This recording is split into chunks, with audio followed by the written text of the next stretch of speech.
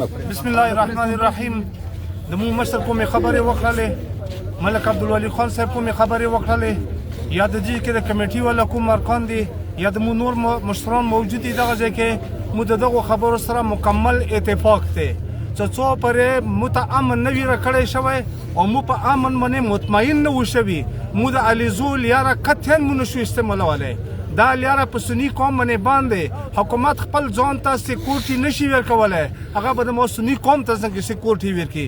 لہذا سبا ته چې څومره قومونه یو، چې څومره خلک یو، هغه راوځو، ډولو سره راوځو. کوچي ته د ما اعلان دی، پیرکیم ته، ورسک ته، جندړي ته، ششو ته، درنیو ته، ستین ته، تیندو ته، میرباغ، بدامه او میرو کاسا، مرغیچینې ته، چې ډلونو سره راوځو. سبا به انشاءالله مو پر امن احتجاج وي، بازار به انشاءالله مکمل باندې او چې څومره قومونه دي دا ټول راشو. که هغه چې څومره داخل د خبره واوري، د ویډیو واوري، دا ټول راشو. بله خبره چې کوم کریم حاجي صاحب بې ګناه گرفتار کړی دی، هغه د فوراً آزاد کړلی شي.